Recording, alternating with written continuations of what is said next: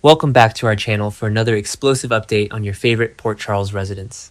Today is a beautiful day to dive into the latest, jaw-dropping drama unfolding on General Hospital. We have a monumental, heart-stopping spoiler breakdown that will leave you absolutely breathless.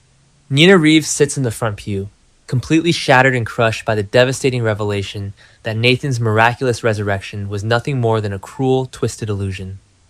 She is mourning the loss of the man she thought was her family, while Lulu is reeling from a nuclear meltdown, her reality fractured by the devastating truth that the man she fell for was a fraud. The town is united in their grief, utterly convinced that Cassius Faison, the man who stole Nathan West's face, and life is dead and gone. But in the high-stakes, treacherous world of Port Charles, the dead rarely stay buried, and the truth is always far more sinister than the lie.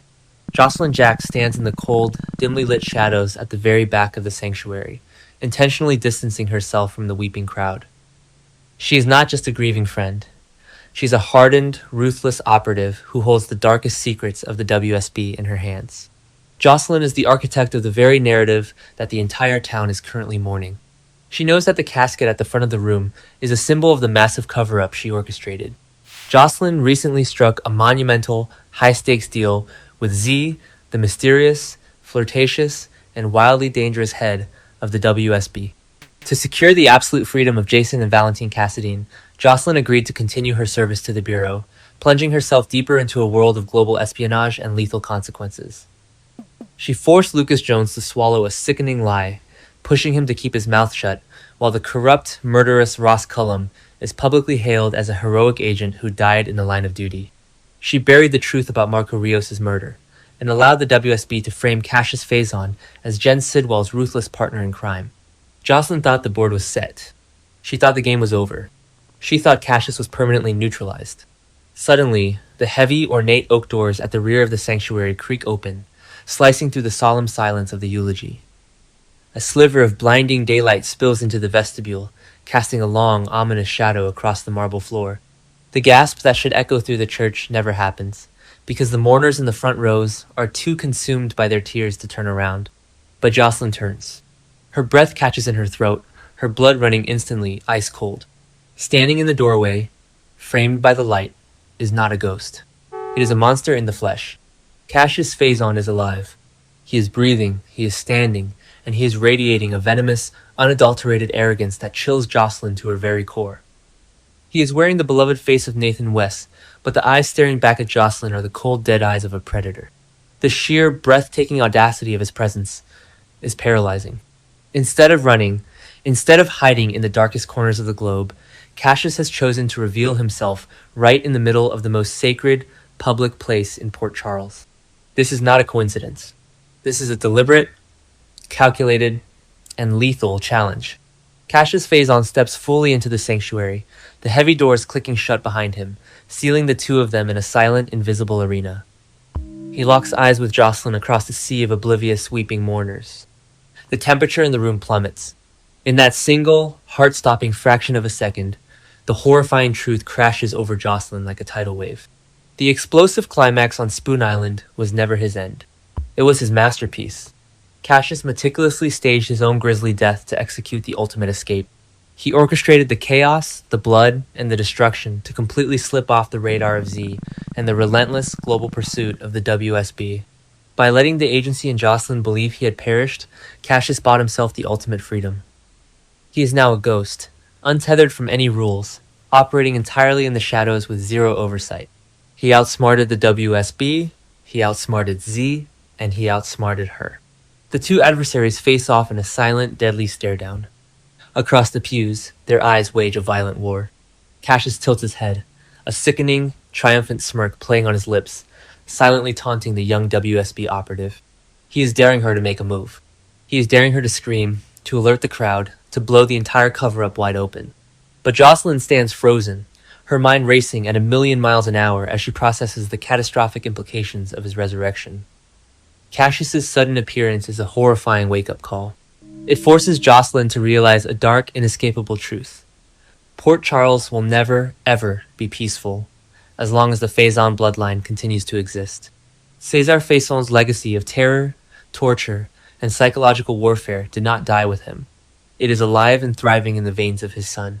Cassius has proven that he possesses his father's evil genius for evasion, his father's ruthless cruelty, and his father's theatrical flair for dramatic, agonizing torment. As Jocelyn stares into the eyes of the devil, a sudden paralyzing spike of pure terror grips her heart. Carly. Her mother is already in the absolute crosshairs of the most dangerous people on the planet.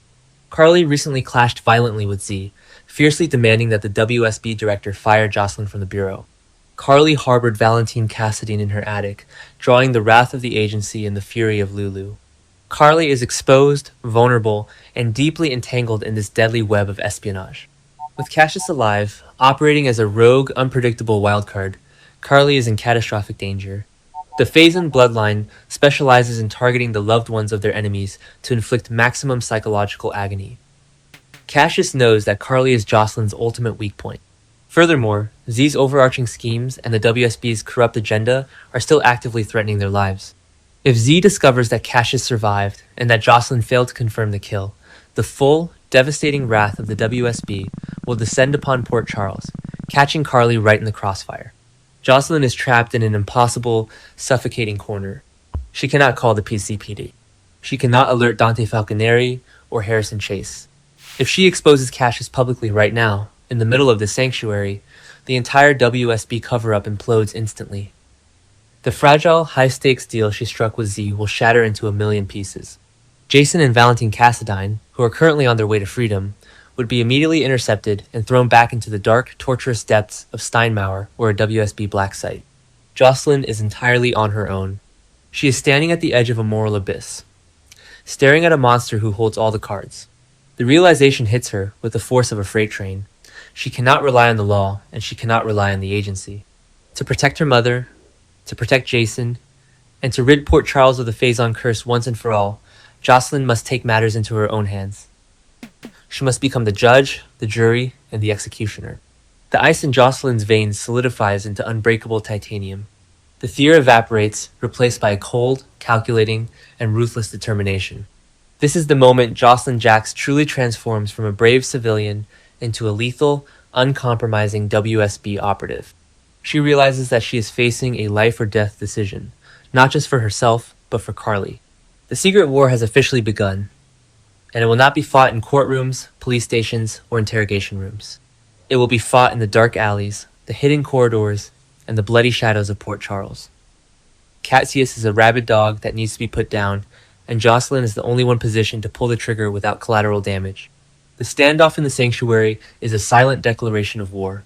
No words are spoken, but a bloody, unbreakable promise is made across the room. Jocelyn's sharp, cold stare meets Cassius's arrogant smirk, and for the first time, a flicker of genuine caution flashes in the imposter's eyes. He realizes that the girl standing before him is no longer just a pawn. She is a predator in her own right. The tension in the air is so thick it threatens to shatter the stained glass windows of the church. The eulogy continues at the front of the room, a tragic, ironic soundtrack to the deadly game of chess unfolding at the back doors. Cassius gives a slow, deliberate, mocking nod. It is an acknowledgement of the war to come. He takes one last, lingering look at the weeping crowd, soaking in the grief he caused, reveling in the absolute power of his deception before he slowly steps backward. He slips through the heavy oak doors, melting back into the blinding daylight and vanishing into the Port Charles streets like a phantom. He is gone as quickly as he arrived, leaving behind a chilling, toxic residue in the air. Jocelyn does not chase him. She does not scream. She remains perfectly still, her fists clenched so tightly her knuckles turn white. She knows that chasing him now would be a fatal mistake. Cassius wants her to panic. He wants her to act recklessly. But Jocelyn will not play his game on his terms. She will hunt him on hers. The funeral will eventually conclude, and the residents of Port Charles will return to their homes, falsely believing that they have finally buried their darkest demons. Only Jocelyn Jacks knows that the devil is still walking freely among them, plotting his next catastrophic, venomous move. She will have to look Carly in the eye and lie to protect her. She will have to weaponize every single lethal skill that Z saw in her to track down Cassius Phazon before he strikes his inevitable, deadly blow. The stakes have never been higher, the danger has never been more immediate, and the blood that is about to spill will permanently alter the landscape of Port Charles forever. How far will Jocelyn go to protect her mother from the unyielding Phazon legacy? Will she cross the ultimate line and take Cassius's life with her own hands? Or will Z's overarching, Corrupt schemes crush them both before she even gets the chance. The countdown to the ultimate showdown has officially begun. Drop your boldest predictions in the comments below, because this secret war is about to explode.